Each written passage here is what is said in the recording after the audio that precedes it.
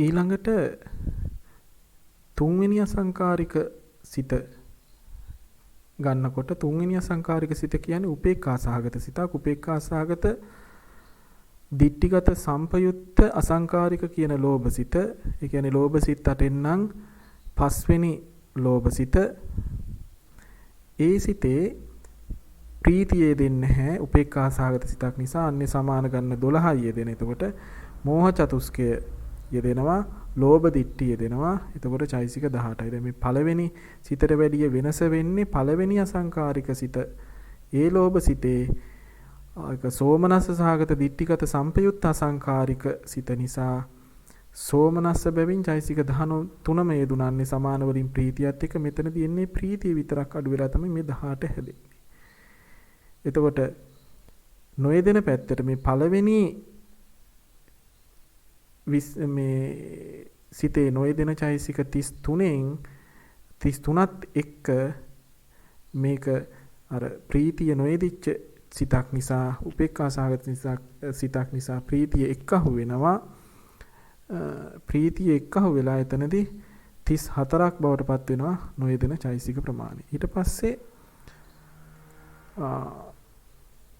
හතරවෙනි අසංකාරික සිත. ඒ කියන්නේ උපේක්ඛා සහගත දිට්ඨිගත විප්පයුත්ත අසංකාරික සිත අපි කතා කරනකොට එතනදී මොකද්ද වෙන්නේ? ප්‍රීතිය යෙදෙන්නේ උපේක්ඛා සහගත නිසාන්නේ සමාන 12යි. මොහ චතුස්කයේ දෙන ලෝභ හා මානය දෙන්නේ. මොකද දිට්ඨිගත විප්පයුත්ත නිසා දිට්ඨිය වෙනුවට මානය යෙදෙනවා. මානය හැබැයි අර වගේම තමයි මානය මෙතනදී සලකන්න ඕනේ අනියත යෝගී චෛසිකයක් හැටියට. ඒ දෙන චෛසික ප්‍රමාණය 18යි. නොයෙදෙන ප්‍රමාණය 34යි. ඒ කියන්නේ අර තුන්වෙනි අසංකාරික සිතේ 34ක් තිබුණානේ. ඒ 34ම තමයි මෙතන තියෙන්නේ මානය වෙනුවට දිට්ඨිය යෙදෙනවා. මොකද මේක දිට්ඨිගත විප්පයුත්ත සිතක් නිසා මානය යෙදෙන පැත්තට යනවා. දිට්ඨිය නොයෙදෙන පැත්තට ඇවිල්ලා 34යි. ඊට පස්සේ පස්වෙනි අසංකාරික සිත. පස්වෙනි අසංකාරික සිත කිව්වහම මොකක්ද? අසංකාරික සිත් 4යිනේ තියෙන්නේ ලෝභ සිත්වල. එහෙනම් මේ පස්වෙනි අසංකාරික සිත කියන්නේ දෝමනස්ස සහගත පටිඝ සම්පයුත්ත අසංකාරික කියන ද්වේෂ මූල සිත. ඒතකොට ද්වේෂ මූල සිතක් එක්කත් ප්‍රීතිය යෙදෙන්නේ නැහැ. මොකද දෝමනස්ස සහගතයි හැම වෙලේම. අන්නේ සමාන චෛසික 12යි යෙදෙන්නේ. මෝහ චතුස්කයේ යෙදෙනවා අනිවාර්ය නිසා. දෝෂ චතුස්කය යෙදෙනවා. යෙදෙන සමස්ත චෛසික ප්‍රමාණය 20යි. හැබැයි මේ දෝෂ චතුස්කය කියන කොටත් එකෙන් දෝෂයේ විතරයි ඒකාන්තයෙන් යෙදෙන්නේ. ඉස්සාමච්චරිය කුක්කුච්ච අනියත යෝගී. සමහර විට තුනෙන් එකක් යෙදෙන්න පුළුවන්. සමහර විට තුනම නොයෙදෙන්නත් පුළුවන්කම තියෙනවා. එතකොට බැරි වෙලා තුනම නොයෙදුනොත් මේකේ යෙදිය හැකි සමස්තය වෙන්නේ අවමය 17යි. 17යි. ඊට පස්සේ උපරිමයේ වෙන්න පුළුවන් 19ක් අර තුනෙන් එකකුත් යෙදුනොත් දෝෂයත් එක්ක. ඊට පස්සේ නොයෙදෙන චෛසික ප්‍රමාණය 32යි. ඒ තමයි සෝබන චෛසික 25, ප්‍රීතිය, ලෝභත්‍රිකයේ විචිකිච්ඡාව, තීනය සහ මිද්දය කියන ටික. එතකොට චෛසික 32ක් යෙදෙන්නේ නැහැ. ඊට පස්සේ ඔන්න අසංකාරික සිත් 5 පළවෙනියට කතා කරලා ඉවරයි. ඊට පස්සේ අපිට හම්බෙන්නේ සසංකාරික සිත් 5. ඒතර සසංකාරික කියන ආයි අපි මුලට යන්න ඕනේ. ඒ කියන්නේ අර සෝමනස්ස සහගත දිට්ඨිගත සම්පයුත්ත අසංකාරික කියන සිත පළවෙනි අසංකාරික සිත වෙනකොට පළවෙනි සසංකාරික සිත වෙන්නේ සෝමනස්ස සහගත දිට්ඨිගත සම්පයුත්ත සසංකාරික කියන දෙවනි ලෝභ මූල සිත. එතකොට එතනදී මහා වෙනසක් වෙනව නෙමෙයි ඇත්තටම. දැන් මෙතන තියෙන්නේ පළවෙනි සිතේ යෙදෙන ගාන චෛසික 19යිනේ. ඇත්තෙන්ම මම කාලයක් ඉතුරු වෙන නිසා මේක කෙටියෙන් පැහැදිලි කරන්න මේ ගණන්ට හැම වෙලේම එකතු වෙනවා මේ අසංකාරික සිත් වලට මොකක්ද? තීනය සහ මිද්දය. දැන් බලන්න පළවෙනි එකේ 19ක් තිබුණා. පළවෙනි සසංකාරික සිත්වල අන්නේ සමාන චෛසික 13 මෝහ චතුස්කය, ලෝභය සහ දිට්ඨිය මෙන්න මේ ටිකනේ තිබුණේ. 13යි 14යි 17යි 17යි 2යි 19යි. 19 තමයි යෙදෙන පැත්තේ තිබුණේ. ඒකට අමුතුවෙන් එකහ වෙලා තියෙන මොකද මේ තීන සහ මිද්ද චෛසික දෙක 21ක් වෙනවා. හැබැයි තීන මිද්ද දෙක නියත යෝගී නෑ. සමහර විට යෙදෙන්නත් පුළුවන්, සමහර විට නොයෙදෙන්නත් පුළුවන්. හැබැයි මෙතනදී යෙදෙනවා නම් දෙන්නම එකට යෙදෙනවා. දෙන්නම එක්කෙනෙක් යෙදෙන්නේ නැත්නම් අනික කෙනා යෙදෙන්නේ නැහැ. දෙන්නම යෙදෙන්නේ නැහැ කියන්නේ.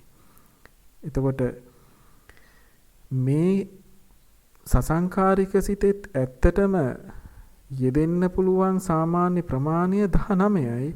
නමුත් මේ තීන මිද්දයත් යෙදෙන්න අවස්ථාවක් තියෙන නිසා 21ක් බවට පත් වෙනවා. හොඳට. එතකොට 19ට මේ දෙක එකතු වීම තමයි වෙන්නේ. එතකොට මේ පැත්තෙන් අඩු වෙන්න එපා. දැන් අරකේ තිබුණා 33ක් තිබුණා නොයෙදෙන පැත්තේ මේකේ තියෙන්නේ 31යි. හේතුව මොකද? අන්න අඩු වෙලා තියෙනවා.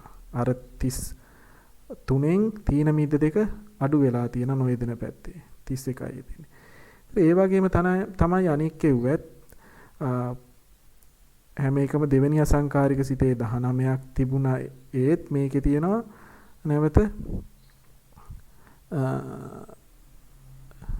21ක් තීන මිද්ද එක්කව වෙලා. ඊට පස්සේ තුන්වෙනි අසංකාරික සිතේ ගත්තාම 18ක් තිබුණා. තුන්වෙනි සසංකාරික සිතට ගියාම 25යි.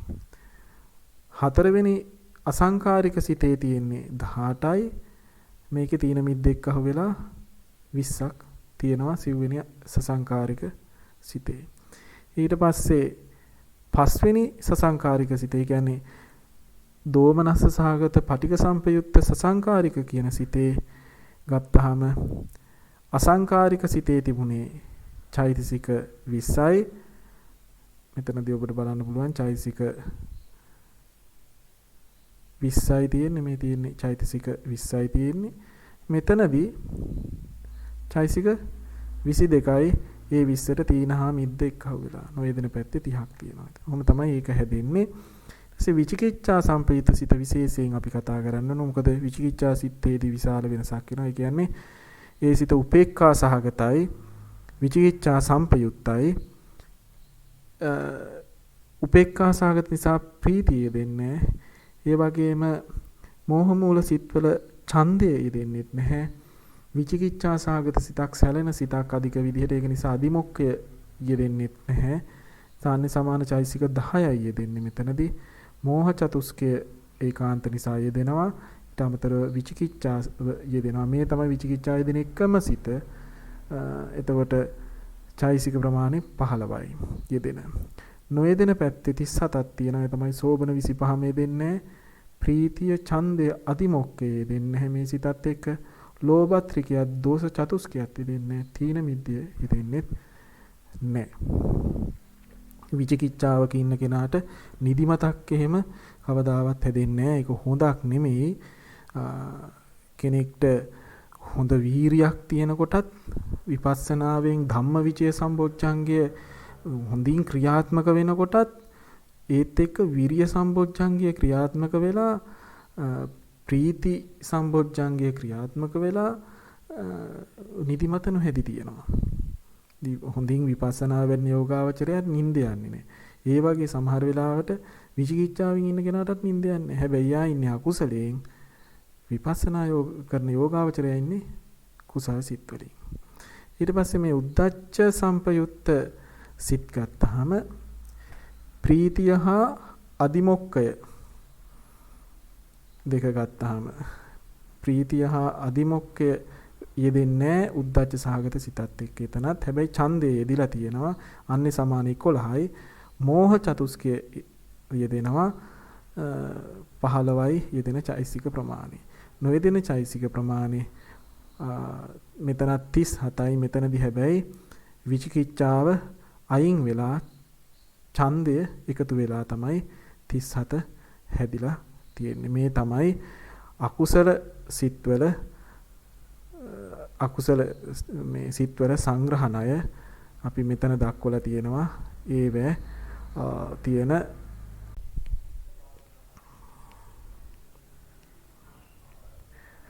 මෙතනදී අපි සුපුරුදු විදිහට දක්වලා තියෙනවා අකුසල් සිත්වල සංග්‍රහණය අභිධර්මාර්ථ සංග්‍රහයෙන් උපුටා අරගෙන පාඩම් කරගන්න කැමති කෙනෙකුට පාඩම් කරගන්න පහසුවක් වෙන්න. එතකොට මේ සංග්‍රහණය අනුරුද්ධ ස්වාමින් වහන්සේ දක්වලා තියෙන ආකාරය සලකලා බැලුවාම ඊ타ත්ම අපූර්වට මේ ගාථාවේ ගණන වශයෙන් දක්වලා තියෙනවා. මොකද අපි 7ක් ගැන ගණන වශයෙන් අපිට ලැබෙන්නේ සාමාන්‍යයෙන් වගුවේ නම් ඔබට දැක ගන්න පුළුවන්කම තියෙනවා 12ක්. කියන්නේ සිත් 12ටම දක්වලා තියෙනවා මෙතනදී සංග්‍රහණය. නමුත් ගණන වශයෙන් ගත්තාම ලැබෙන්නේ 19 වුවම දෙකක් තියෙනවා. පළවෙනි දෙවෙනි අසංකාරික සිත්වලදී 19 ගාන එක ළඟ දෙකක් යෙදෙනවා. 3 4 අසංකාරික සිත්වල නැවත 18 ගානේ දෙවරක් යෙදෙනවා. පස්වෙනි අසංකාරික සිත නැත්නම් දෝමනසසාගත පටිඝ සම්පයුක්ත අසංකාරික සිතේ 20යි යෙදෙන්නේ. ඊට පස්සේ නැවත සසංකාරික පළවෙනි සිතයි දෙවෙනි සිතයි ගත්තාම 21 ගානේ දෙන්නේ. 3 4 කියන සසංකාරික සිත් දෙකේම දෙන්නේ 20 ගණනේ. පස්වෙනි සසංකාරික සිතේ 22ක් වෙනවා. ඒ අර පස්වෙනි අසංකාරික සිත, ඒ කියන්නේ දෝමනස්ස සහගත පටිඝ සම්පයුක්ත අසංකාරික සිතේ 20ක් යෙදුනා. ඒ පටිඝ සම්පයුක්ත අසංකාරික සිතේ 20ත් එක්ක තීන මිද්දේ කවදාවත් යෙදෙන්නේ නැහැ අසංකාරික නිසා. නමුත් මෙතනදී සසංකාරික නිසා තීන මිද්දයක් යෙදෙන්න පුළුවන්. ඒතකොට 20යි 2යි 22ක් බවට පත් වුණා. ඊපස්සේ 15 දෙකක් අපිට හම්බ වෙන්නේ විචිකිච්ඡා සම්පයුක්ත සිතත් උද්දච්ච සම්පයුක්ත සිතත් ගත්තාම. ඒක නිසා මේ එක ළඟ ලැබෙන ගණන් උකහාගෙන බැලුවාම විශේෂ වශයෙන් ගණන වශයෙන් අපිට දක්වන්න පුළුවන් ණය 7ක්. ඒක නිසා ස්වාමීන් වහන්සේ දක්වනවා ඒකෝන විස්සට්ටා රස වීසේක වීස වීසති ද්වාවීස පන්න රසේති සත්තදා කුසලේ තිතා කියලා. ඒකෝන විස්ස කියන්නේ 19යි. පළවෙනි දෙකේ යෙදුනේ 19 ගානේ. අට්ටා රස 18 ගානේ 3 4 කියන අසංකාරික සිත්වල යෙදුනේ. ඊට පස්සේ දක්වනවා වීස ඒක වීස එකට සන්ධි කරලා වීස කියලා දැක්ුවේ පස්වෙනි අසංකාරික සිතේ නැත්තම් පටිඝ සම්පයුක්ත අසංකාරික සිතේ යෙදෙන චෛතසික ගණන. ඊට පස්සේ ඒක වීස කියලා දක්වන්නේ 21යි. 21 ගන්නේ දුනේ පළවෙනි හා දෙවෙනි සසංකාරික අකුසල් සිත්වල. ඊට පස්සේ වීසති කියලා දක්වනවා 20යි. ඒ 20 ගණනේ දුනේ තුන්වෙනි හා හතරවෙනි සසංකාරික අකුසල් සිත්වල. ඊට පස්සේ ද්වාවීස කියලා කියන්නේ 22යි. 22ක් යෙදුනේ පස්වෙනි සසංකාරික අකුසල් සිත නැත්තම් දෝමනස්ස සාගත පටිඝ සම්පයුක්ත සසංකාරික සිත. ඒතර අසංකාරික වල බැලුවාම ඔබට හොඳට පේනවා අසංකාරික වල තිබුණ ගණන 19 18 20. මේ ගණන් තුනට එක්කාසු වෙනවා දෙක ගානේ. එතකොට 19 21ක් බවට පත් වෙනවා. 18 20 බවට පත් වෙනවා. 20 22 බවට පත් වෙලා තියෙනවා සසංකාරික සිත්වලදී. මොකද තීන මිද්ද එක්කාසු වීම තමයි වෙනස වෙන්නේ. ඊට පස්සේ පන්නා රසේති කියන්නේ විචිකිච්ඡා සම්පයුක්ත හා උද්දච්ච සම්පයුක්ත සිත් දෙකේ 15 බැගින් තිබුණ බව. ඊට පස්සේ උන්වහන්සේ දක්වනවා සාධාරණාච චත්තාරෝ සමානාච දසාපරේ චුද්දසේතේ පෞච්ඡන්ති සබ්බා කුසල යෝගිනෝ කියලා. සියලු අකුසල් සිත්වල යෙදෙන චෛතසික ගත්තාම චෛතසික ප්‍රධාන වශයෙන් 14ක් තමයි එතනදී වැදගත්ව යෙදෙන්නේ. අන්‍ය සමාන චෛතසික අනික් කෙව්වා. සෝබන චෛතසික කිසිම එකක් මේ අකුසල් සිත්වල සම්පයුක්ත වෙන්නේ මේ අකුසල චෛතසික 14 ගැන කතා කරනවා. ඒකෙන් 4ක් සාධාරණාච චත්තාරෝ 4ක්. ඒ කියන්නේ මෝහ චතුස්කය, මෝහ අහිරික අනුත්තප්ප උද්දච්ච කියන චෛතසික අනිවාර්යයෙන්ම යෙදුනා. සාධාරණ වේදුන හැම සිතකම යෙදුනා. අකුසල් සිත් 12ම යෙදුනා. නොයෙදිච්ච සිතක් තිබුණේ නැහැ.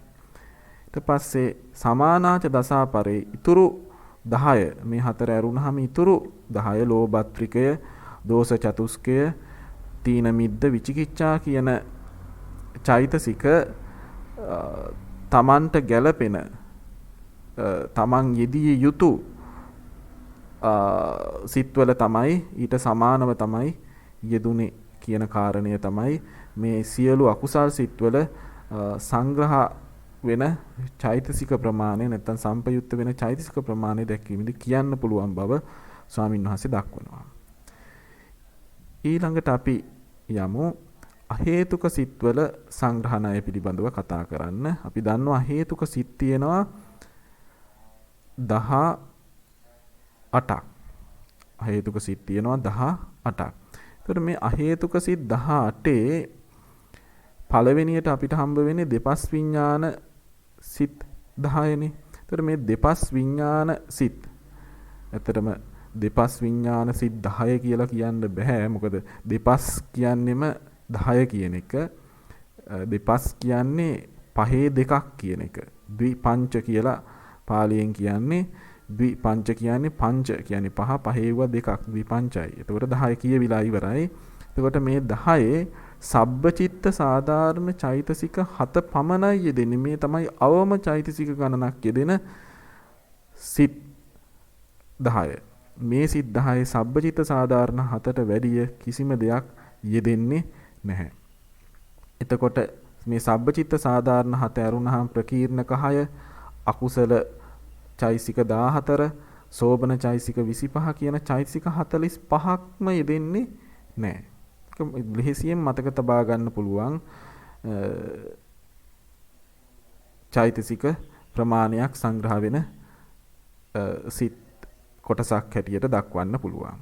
ඊට පස්සේ අපිට හම්බ වෙන්නේ මනෝ ධාතුත්‍රිකය හා අහේතුක පටිසන්ධි යුගලය. දැන් මෙන්න මේ වචන සමහර අය පටලවා ගන්නවා. මතක තබා ගන්නට ඕනේ ඉතා හොඳින් මේ වචන කලක් හුරු වුණාම ඉතාම පහසුවෙන් මේව මතක තබා ගන්න පුළුවන්.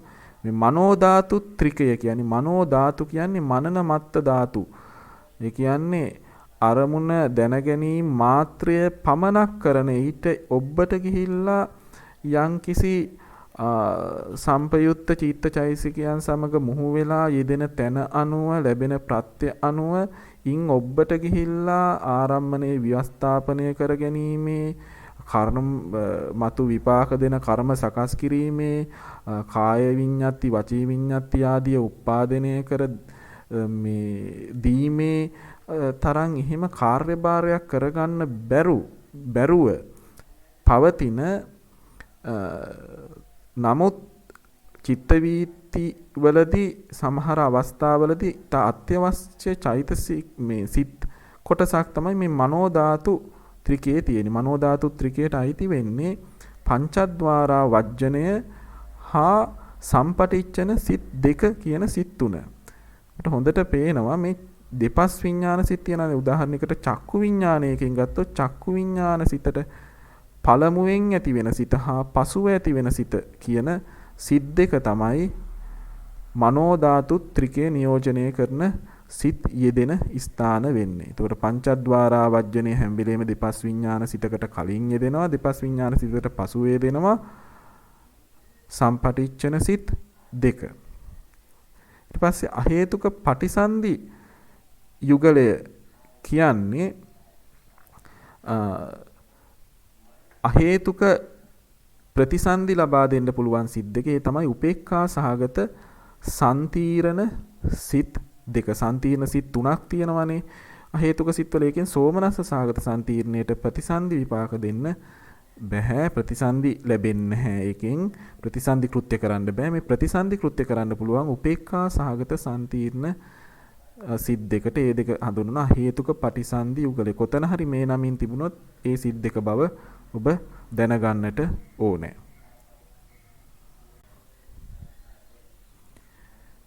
එතකොට මේ කියන මේ මනෝ ධාතු කියන්නේ මොනවද? අහේතුක පටිසන්ධි යුගලය කියන්නේ මොනවද කියලා දැනගෙන ඉඳීම වැදගත්. මොකද ඉස්සරහට යනකොට පොත්වල මේ නම් වලින් තමයි නම ගණනේ කියන්න හැම නමක්ම මේ විදිහට කියන්න උත්සාහ කරන්නේ නැහැ. කාලය ඉතුරු කර ගැනීම සඳහා මේ නම් වලින් තමයි සඳහන් වෙන්නේ. ඊළඟට මේ සිත් හැබැයි මේ සිත් පහක් මෙතන කියවෙනවානේ මනෝධාතු ත්‍රිකය සහ අහේතුක පටිසන්ධි යුගලය කිව්වම 2යි 3යි 2යි 5ක් තියෙනවානේ. මේ සිත් පහේ යෙදෙන්නේ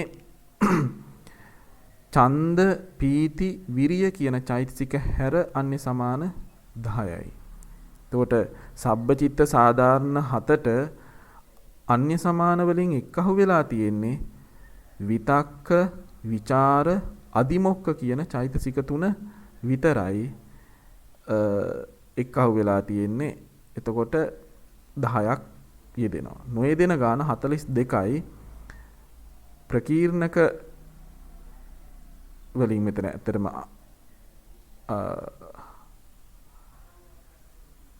අන්‍ය සමාන කියනවට වැඩිය මේ අන්‍ය සමාන වලින් ප්‍රකීර්ණක චෛතසික තමයි මෙතනදී එක්කහු වෙලා තියෙන්නේ. ප්‍රකීර්ණක චෛතසික අර සබ්බචිත්ත සාධාරණ 7ට ප්‍රකීර්ණක චෛතසික 3ක් එක්කහු වෙලා තියෙනවා විතක්ක විචාර අදිමොක්ක කියනකොට. එතකොට එනවා චෛතසික 10ක්. ඊට පස්සේ මේ ප්‍රකීර්ණක චෛතසික වලින් නොයෙදෙන ඡන්ද පීති විරිය කියන චෛතසික 3ත් අකුසල චෛතසික 14ත් සෝබන 25ත් කියන මේ 42ක වෙන චෛතසික ප්‍රමාණය මේ සිත්වල යෙදෙන්නේ නැහැ. එතකොට ඔබට ඇත්තටම කියන්න ඕනේ මේ අහේතුක සිත්වල සංග්‍රහණය දක්වනකොට ඒ අවස්ථා කිසිවක අකුසල චෛතසික 14ත් සෝබන චෛතසික 25ත් කියන චෛතසික 39 යෙදෙන්නේ නැහැ. පහසුවෙන් මතක තබා ගන්න පුළුවන් ඔබට මේ අහේතුක සිත්වල සංග්‍රහණය හැම වෙලේම ගණනය කරගන්න වෙන්නේ මොනවැන්ද? අන්‍ය සමාන චෛතසික 13. අන්‍ය සමාන චෛතසික 13න් තමයි ඔබට ඒ ගන්න හදා ගන්න තියෙන්නේ. එතකොට ඊළඟට සෝමනස්ස සහගත සම්තීරණ සිත ගත්තාම සෝමනස්ස සහගත සම්තීර්ණ සිත දැන් මෙතන කියුණා දෙපස් විඥාන කියුණා මනෝ ධාතු ත්‍රිකය හා අහේතුක පරිසන්ධි යුගලය කියුණා. එතකොට සිත් 15ක් මෙතන 10යි මෙතන 5යි 15ක් කියවිලා. දැන් ඉතුරු වෙන්නේ 18න් 15ක් ගියාම 3යිනේ. එතකොට සෝමනස්ස සහගත සම්තීර්ණ සිත ඊළඟට ගත්තාම මෙතනදී ඡන්දයයි විරියයි දෙක හැර ඉතුරු අන්‍ය සමාන චෛසික 11ම යෙදෙනවා. කියන්නේ සෝබන සාධාරණ චෛසික 7යි විතක්ක විචාර පීති අදිමොක්ක කියන 4යි. 7යි 4යි 11ක් යෙදෙනවා චෛසික. නොයෙදෙන චෛසික ප්‍රමාණය ඡන්දය විරිය කියන අන්‍ය සමාන චෛසික දෙකත් අකුසල 14ත් සෝබන චෛසික 25ත් කියන 41. ඊට පස්සේ මනෝද්වාරා වජ්ජනය පිළිබඳව කතා කරද්දී මනෝද්වාරා වජ්ජනේ ඒක උපේක්ඛා සහගත සිතක්. ඒක නිසා ප්‍රීතියේ දෙන්නේ නැහැ. අහේතුක සිත් එක්කවත් ඡන්දයේ දෙන්නේ නැහැ. මෙන්න මේ දෙදෙනා පමණයි අන්‍ය සමාන වලින් ඉවත් වෙන්නේ. එතකොට අන්‍ය සමාන චෛසික 11ක් යෙදෙනවා. ඒ කියන්නේ සබ්බචිත්ත සාධාරණ 7ත් විතක්ක විචාර අදිමොක්ක විරිය කියන චෛතසික යෙදෙනවා. යෙදෙන පැත්තේ නොයෙදෙන පැත්තේ තියෙන ඡන්දය හා පීතිය යෙදෙන්නේ නැහැ. අකුසල චෛතසික 14ත් සෝබන චෛතසික 25ත් යෙදෙන්නේ 41ක් යෙදෙන්නේ නැහැ. ඊළඟට හසිතුප්පාද සිත ගත්තහම හසිතුප්පාද සිතේ ඒක සෝමනස්ස සහගත සිතක්. ඒක නිසා පීතියත් යෙදෙනවා. එතකොට සියලුම අහේතුක සිත්වල නොයෙදෙන්නා වූ ඡන්දය පමණයි ඇත්තට මෙතනදී නොයෙදෙන්නේ. අන්‍ය සමාන වලින් ඉතුරු 12ම යෙදෙනවා. එතකොට අහේතුක සිත් වලින් වැඩිම චෛසික ගණනක් යෙදෙන්නේ හසිතුප්පාද සිතේ කිසිම සිතක අන්‍ය සමාන 13ම යෙදෙන්නේ නැහැ. මොකද හේතුක හා මෝහ මූල කියන සිත්වල ඡන්දය යෙදෙන්නේ නැති නිසා. ඊට පස්සේ යෙදෙන අවම චෛසික ප්‍රමාණය යෙදෙන්නේ දෙපස් විඥාන සිත්වල. ඊට පස්සේ අපිට බලා ගන්න පුළුවන් මෙතනදී පේන්න තියෙනවා 7ක් යෙදෙනවා දෙපස් විඥානවල. ඊට පස්සේ 10ක් යෙදෙනවා මනෝ ධාතු අහේතුක ප්‍රතිසන්දි වල කියන පහේ. ඊට පස්සේ 11ක් සෝමනස්ස සාගත සම්තිර්ණ සිතේ. නැවතත් 11ක් යෙදෙනවා මනෝද්වාරා වජ්ජන සිතේ. හසිතුප්පාද සිතේ 12ක් යෙදෙනවා. එහෙම තමයි සංග්‍රහණය සකස් වෙන්නේ හේතුක සිත්වල. ඊළඟට අපි සුපුරුදු විදිහට දක්වලා තියෙනවා හේතුක සිත්වල සංග්‍රහණය පාලියෙන් කොහොමද දැක්වෙන්නේ කියලා අභිධර්මාර්ථ සංග්‍රහයේ.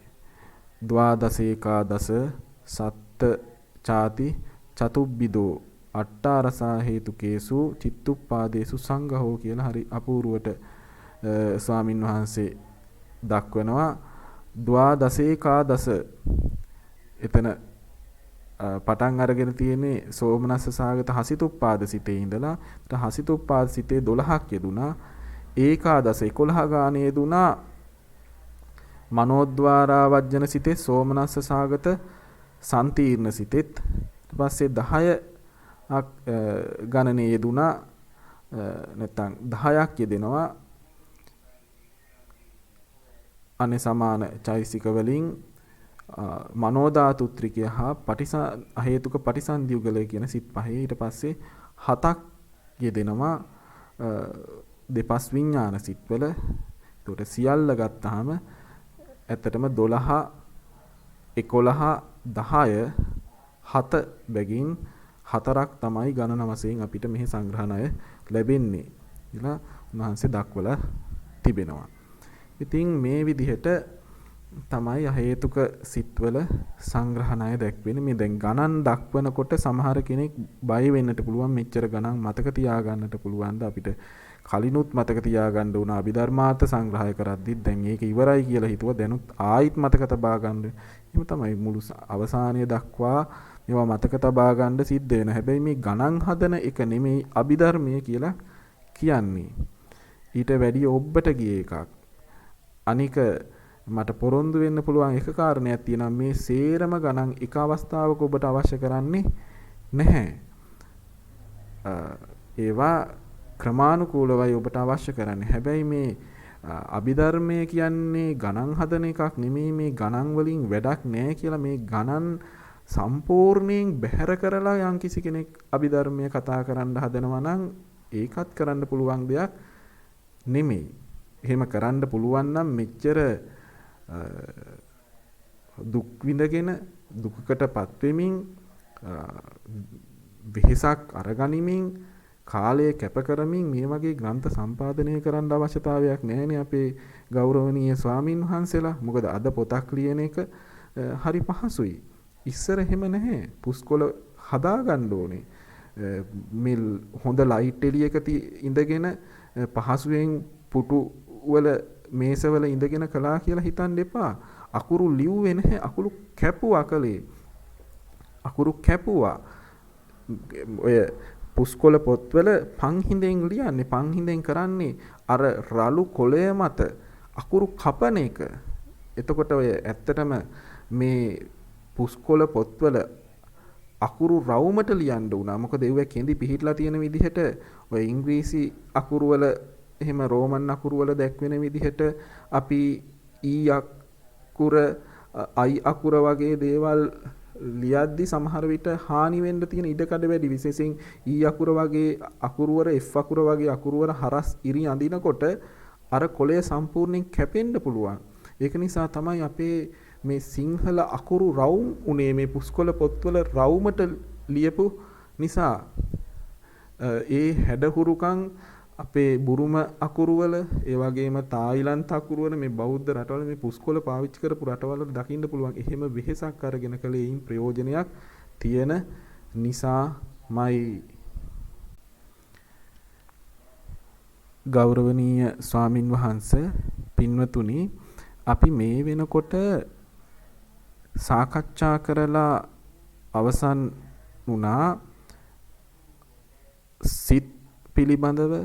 ඒ කියන්නේ චිත්ත පරමාර්ථය, චෛතසික පරමාර්ථය, චෛතසික 52, ඒ වගේ සංප්‍රයෝගණය සහ සංග්‍රහණය අපි සාකච්ඡා කළා. මේවා දීර්ඝ වශයෙන් සාකච්ඡා කරලා කරුණු දක්වන්න ඕනේ. නමුත් මෙම පාඩම් මාලාවේදී එපමණ කාලයක්වත් මේ අපි අරගත්ත කාලයවත් අරගත යුතු නැහැ. සාමාන්‍යයෙන් බාහිරින් මේවා සාකච්ඡා කරලා අවසන් වෙලයි මෙතෙන්ට එන්නේ. නමුත් මම දන්නේ නැහැ මේ පාඩම් මාලාව අහන කෙනෙක් සම්පූර්ණ ඒ දැනුම ලබලා තියෙනවද, කොයි කාලයකට කලින් මේ දේවල් අධ්‍යයනය කරලා දැන් මේ පාඩම් මාලාවට යොමු වෙනවද කියලා. ඒක නිසා නැවත මතක් කිරීමක්, මතකය අලුත් කිරීමක් හා උපකාරයක් වශයෙන් තමයි මේ දේවල් යම් දුරකට අපි සාකච්ඡා කරන්නට යෙදුනේ. තව ඇත්තටම පොතපත බලන්නට අවශ්‍යයි. මේවා ළඟ හෝ තබා ගන්නට අවශ්‍යයි. ඔබට උපකාරයක් හැටියට ඒවා පවතීවි. ඊළඟට අපි සාකච්ඡා කරන්නට බලාපොරොත්තු වෙන්නේ රූප 28 සම්බන්ධව. චිත්ත චෛතසික කියන නාම ධර්ම පිළිබඳව අපි කතා කරලා ඉවරයි. ඊළඟට අපිට ලැබෙන රූප පරමාර්ථය ගැන තමයි අපි කතා කරන්න දැන් බලාපොරොත්තු වෙන්නේ. රූප පරමාර්ථය ගැන කතා කිරීමත් අතිශය ගැඹුරු කරුණු සමුදායක් තියෙනවා. නමුත් අපි ඒ සියල්ල පිළිබඳව කතා කරන්න නෙමෙයි බලාපොරොත්තු වෙන්නේ. මේ රූප 28 මොනවද? ඒවා නම් වශයෙන් සාමාන්‍ය හැඳින්වීමක් සහිතව මේ රූපවල සමුට්ටාන 4 පෙන්වලා දෙන්න අපිට ඒ ප්‍රමාණය අවශ්‍ය වෙනවා. අවමය ඒ ප්‍රමාණය අපිට අවශ්‍ය වෙනවා මාතිකා පහසුවෙන් තේරුම් ගැනීමට. මොනවද රූප 28?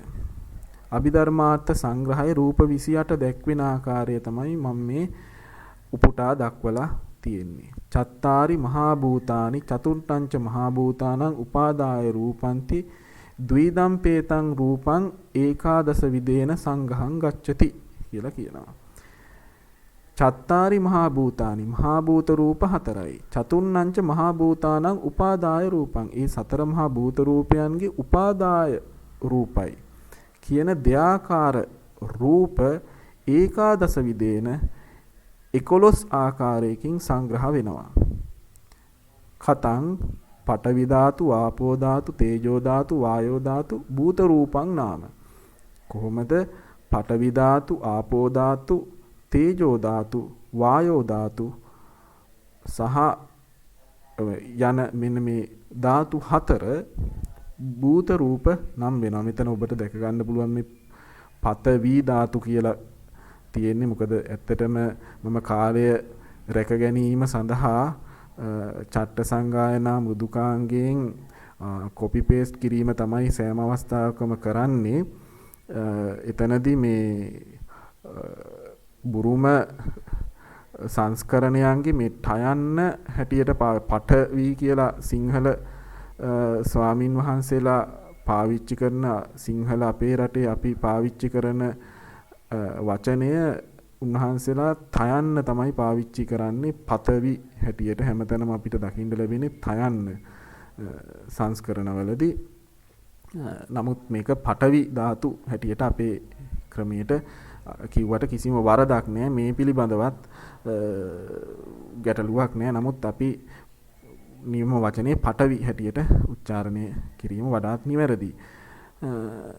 එතකොට මේ දක්වලා තියෙන පාලි අර්ථ අපි සිංහලයෙන් එන ආකාරය අපි බලමු කොහොමද කියලා. එතකොට මේ රූප 28 ගැන සාකච්ඡා කරනකොට ඒකේ ප්‍රධාන කොටස් දෙකක් තියෙනවා. තමයි මේ මහා භූත රූප සහ උපාදාය රූප. මේ උපාදා රූප හා මහා භූත රූප ගැන කතා කරද්දී මහා භූත රූප තමයි ප්‍රධාන. මහා භූත රූප නිස්සය කරගෙන තමයි උපාදා රූප පවතින්නේ. සා මහා භූත රූප පහළ නොවන තැනක උපාදා රූප පහළ වෙන්නේ. මහා භූත රූපයන් නිසා උපාදා රූප පහළ වෙනවා. උපාදා රූප නිසා මහා භූත රූප පහළ වෙන්නේ නැහැ. ඒක නිසා තමයි මේවා මේ මහා භූත රූප හැටියට අපිට විශේෂයෙන් දක්වන්නට පුළුවන්. මොනවද මේ මහා භූත රූප හතර? පඨවි, ආපෝ, තේජෝ, වායෝ කියන භූත රූප හතර තමයි මහා භූත රූප කියන්නේ. උපාදා රූප 24ක් තියෙනවා. උපාදා රූප 24 හැදෙන්නේ ප්‍රසාද රූප 5ක් තියෙනවා. ප්‍රසාද රූප 5 කියන්නේ චක්කු ප්‍රසාදය, සෝත ප්‍රසාදය, ගාන ප්‍රසාදය, જીවහා ප්‍රසාදය, කාය ප්‍රසාදය කියන මෙන්න මේ ප්‍රසාද රූප 5. මේ ප්‍රසාද රූප මේ පඨවි, ආපෝ, තේජෝ, වායෝ කියන මහා භූත රූප හතර නිස්සය කොටගෙන තමයි පවතින්නේ. මේ පඨවි, ආපෝ, තේජෝ, වායෝ කියන රූප හතර උපාදා කරගෙන යම්කිසි එය නිස්සය කරගෙන එය ඇසුරු කොටගෙන පවතිනා වූ එක්තරා ප්‍රසාද ගතියක් තියෙනවා නම් ඒ ප්‍රසාද ගතියට රූප ආපාතගත වීමේ හැකියාව තියෙනවා නම් වර්ණ රූප බැහැරින් තියෙන එන්න ඒ ප්‍රසාද රූපය අපි හඳුනන චක්කු ප්‍රසාද රූපය කියලා. එය දස්සන කෘත්‍ය සිදු කිරීම සඳහා ප්‍රත්‍ය වෙනවා ඒ චක්කු විඥාන සිත් දෙකට. ඒ විදිහට තමයි සෝත ප්‍රසාද රූපය, ගාන ප්‍රසාද රූපය, જીවහා ප්‍රසාද රූපය, කාය ප්‍රසාද රූපය කියන මෙන්න මේ ප්‍රසාද රූප පහ අපිට ලැබෙන්නේ. ප්‍රසාද රූප පහක් තියෙනවා. ඊට පස්සේ ගෝචර රූප. මෙන්න මේ ප්‍රසාද රූපයන්ට ආරම්මන වශයෙන් ලැබෙන නිසා, ගොදුරු වන නිසා ගෝචර රූප නමින් හැදින්වෙන රූප හතරක් තියෙනවා. ඒ තමයි වර්ණ රූපය, නැත්තම් රූප කියලා අපි මෙතනදී කියනවා. රූප කියන්නේ වර්ණය, අපිට පෙනෙන්නේ වර්ණය පමණයි. ඊට පස්සේ ශබ්ද, ගන්ධ, රස. හැබැයි මෙතන ප්‍රසාද රූප පහක් තියෙනවා, ගෝචර රූප හතරයි තියෙන්නේ. එහෙනම් කාය ප්‍රසාදයට ගෝචර වෙන පොට්ටබ්බ රූපය කියලා වෙනම රූපයක් මෙතන දක්වලා නැහැ. ඒකට හේතුව තමයි කාය ප්‍රසාදයට ගොදුරු වෙන වෙනම රූපයක් නැහැ. ගොදුරු වෙන්නේ පඨවි, තේජෝ, වායෝ කියන මහා භූත රූප තුන. ඒක නිසා මෙතන වෙනත් අමුතු රූපයක් නැති නිසා එය දැක්වෙන්නේ නැහැ. ඊට පස්සේ භාව රූප දෙක කියලා කියන්නේ ස්ත්‍රියකට ස්ත්‍රී භාව රූපයත් පුරුෂයෙකුට පුරුෂ භාව රූපයත් පිහිටනවා. ස්ත්‍රියකට පුරුෂයෙකුට අපිව වෙන්කර හඳුනා ගන්න පුළුවන් මේ භාව රූපයන්ගෙන් අපේ ශරීරයේ ඇති කරන්නා වූ වෙනස්කම් නිසා. එකවර එක පුද්ගලයෙකුට මේ භාව රූප දෙකම ලැබෙන්නේ නැති නිසා සාමාන්‍යයෙන් ලැබෙන්නේ එක් භාව රූපයක් පමණයි. ඊට පස්සේ හදය වස්තු රූපය ලැබෙනවා. ඒකට අපි හදය වස්තුව කියනවා. මෙන්න මේ හදය වස්තුව කියන වචනේත් ඊටාම වැදගත් තේරුම් ගන්න අවශ්‍ය කරන දෙයක්. මේ හදය වස්තු කියන්නේ මේ අපි සාමාන්‍ය ව්‍යවහාරයේ කියන හදය වස්තුව කියන මස් ගඩුව නෙමේ. හදය කියන්නේ හිතට නමත් චිත්තම් මනෝ මානසං හදයන් පණ්ඩරං කියනවා. හදය කියන්නේ අර්ථය අනර්ථය තනන්නා වූ අපේ සිතට නමක්. මෙන්න මේ සිතට වස්තු වෙන ස්වභාවයක් ඇති වස්තුභාවය නිස්සය වෙන්නා වූ රූපයට කියනවා හදය වස්තුව කියලා. දීපංච විඥාන හැර අනිකුත් රූපය ඇසුරු කොට පවතිනා වූ සිත් පංචවෝකාර භවයන්ගේ මේ හදය වස්තුව තමයි ඇසුරු කොට පවතින්නේ. ඊළඟට මේ ජීවිත ඉන්ද්‍රිය ගැන කතා කරනකොට ජීවිත ඉන්ද්‍රිය කියන්නේ ඒකාන්ත කර්මජ රූපයක්. රූප කලාපයක් ජීවත් කරවන්නේ මෙන්න මේ රූප ජීවිතින්ද්‍රිය නාම ජීවිතින්ද්‍රියකුත් තිබුණා. නාම ධර්මයන් ජීවත් කරවන රූපය ජීවත් කරවන ඉන්ද්‍රිය රූප ජීවිත ඉන්ද්‍රිය. ඊට පස්සේ කබලින්කාර ආහාරය ආහාර රූපය කියලා හඳුන්වනවා. අපි ඔය අවිනිබ්බෝග රූප 8 නැත්තම් සුද්ධාෂ්ටක එහෙම කතා කරනකොට කතා කරන ඕජා රූපයත් මේ ආහාර රූපයමයි. පඨවි ආපෝ තේජෝ වායෝ වන්න ගන්ධ රස ඕජා කියලානේ සුද්ධාෂ්ටකය අපි කතා කරන්නේ. එතන ඕජා කියන්නේත් මේ ආහාර රූපය. කබලින්කාර ආහාරය කියලා කියන්නේත් එයමයි. ඊට පස්සේ ආකාශ ධාතුව කියලා කියන්නේ පරිච්ඡේද රූපය. මේ ආකාශ ධාතුව කියන රූපය නැතිනම් මේ රූප කලාප එකිනෙකින් වෙන් වෙන්නේ නැහැ. වෙන් වෙන්නේ නැත්තම් වෙන් කරන්නත් බෑ. ඒක නිසා තමයි අපේ අතපය කැඩෙන්නේ. වස්තුවක් බිම් වැන්නාම බිඳෙන්නේ. සුණු විසුණු වෙන්නේ රූප කොටස් වලට කැබලි වෙන්නේ. ඒවා මේ පරිච්ඡේද රූපයන්ගෙන් වෙන් වෙන් කොට පවත්නා නිසාම තමයි. එකට බැඳී ගැටි ඇත්තාක් මෙන් පෙනුනට සත්‍ය වශයෙන් මේවා මේ පරිච්ඡේද රූපයන්ගෙන් වෙන්කොට පවතින නිසා තමයි ආකාශ ධාතුවක් ඇති නිසා තමයි ඒවා වෙන් කරන්න පුළුවන්කමක් තියෙන්නේ. නැත්තම් කිසි දෙයක් එකින් වෙන් කරන්න බැරුව යනවා. ඊට පස්සේ විඤ්ඤාති රූප දෙක. විඤ්ඤාති රූප දෙක ඒකාන්ත චිත්තජ රූප දෙකක් හැටියටයි සැලකන්නේ. මේ පිළිබඳව ගැඹුරින් කියනවා නම් ඊට වැඩිය වෙනස් පිළිතුරක් ලබා දෙන්න වෙන. නමුත් ඒක අපි සාකච්ඡා කරන්න බලාපොරොත්තු වෙන්නේ මේ වෙලාවේ.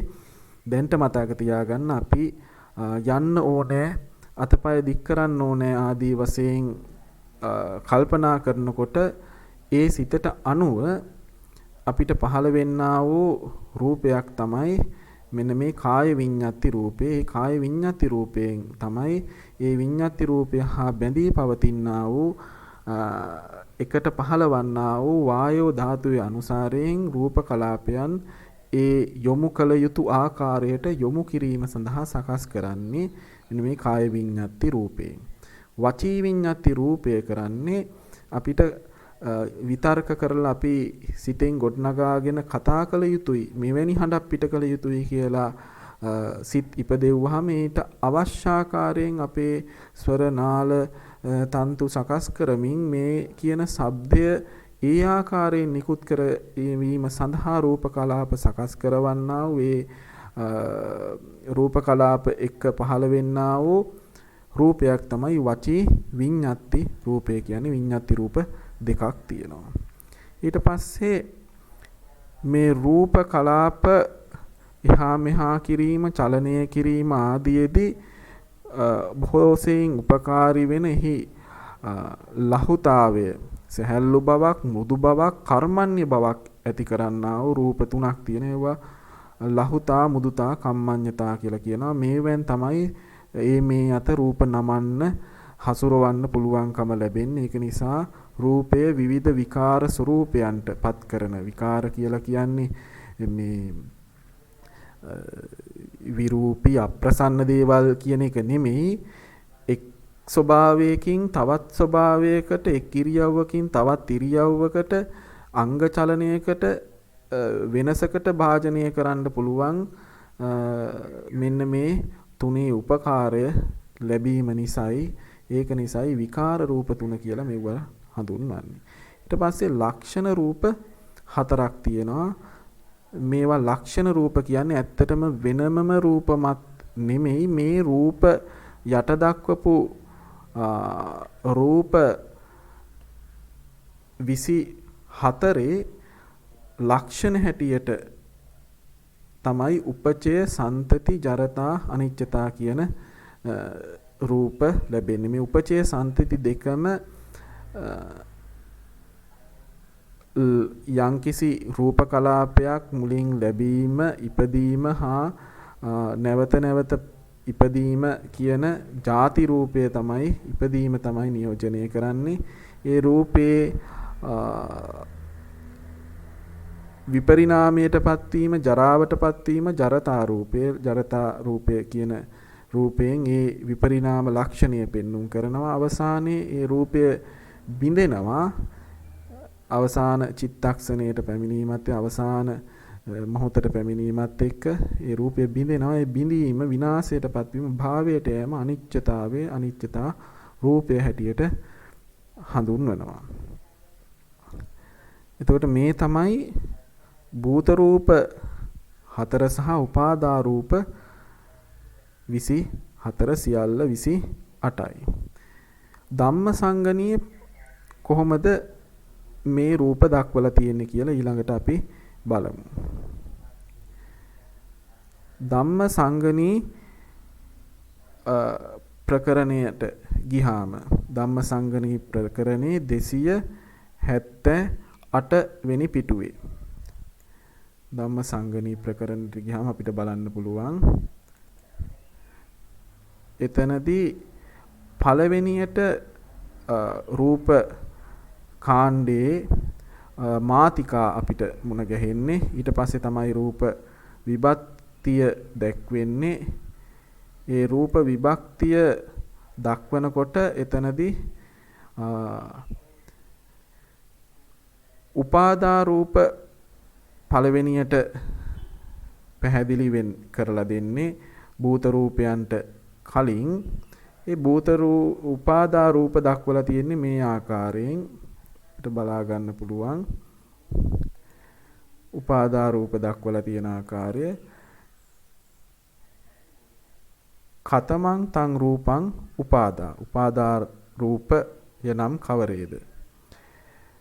චක්ඛායතනං සෝතායතනං ගානායතනං જીවහායතනං කායායතනං.